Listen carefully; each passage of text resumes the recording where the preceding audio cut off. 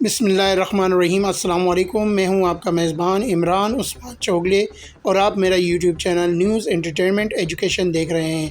اس طرح کی مزید دلچسپ اور بہترین خبروں سے آگاہی حاصل کرنے کے لیے آپ میرے یوٹیوب چینل کو سبسکرائب کریں، لائک کریں، بیل آئیکن کو کلک کریں۔ چلیے آج کی اہم خبر کی جانب چلتے ہیں۔ عالمی سطح پر موسمیاتی تبدیلی اور دنیا کی آب و ہوا کو صاف رکھنے کے لیے زہریلی گرین ہاؤس گیسز کو کم کرنے کے اقدامات کے تحت مختلف شعبوں پر ٹیکس لگانے کی تجویز دی گئی ہے۔ زہریلی گیسوں کے اخراج میں زراعت کی صنعت سے ہونے والے اخراج کا تناسب تقریباً 50% ہے۔ کسانوں نے اس منصوبے پر تنقید کی ہے اور کہا ہے کہ کسان اپنے کھیتوں کو فروخت کرنے پر مجبور ہو جائیں گے۔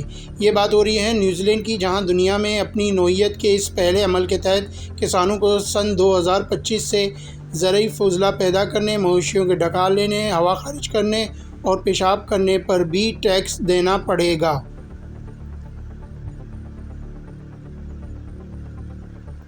نیوزی لینڈ کی وزیر اعظم نے اس ٹیکس کی حمایت کرتے ہوئے کہا ہے کہ مجوزہ ٹیکس سے حاصل ہونے والی رقم کو صنعت میں واپس لایا جائے گا۔ ماحول دوست پیداوار کو زائد قیمتوں پر فروخت کر کے اس ٹیکس کی لاگت کو پورا کیا جا سکتا ہے۔ اس سلسلے میں وفاقی کسانوں کی تنظیم کے صدر اینڈریو ہوگارڈ نے اس ٹیکس کی مذمت کرتے ہوئے کہا ہے کہ یہ منصوبہ چھوٹے زرعی ملک نیوزی لینڈ کا برعکس نکال کر رکھ دے گا۔ اس طرح کا ٹیکس عائد ہونا ملکی معیشت کے لیے سود مند ثابت نہیں ہوگا۔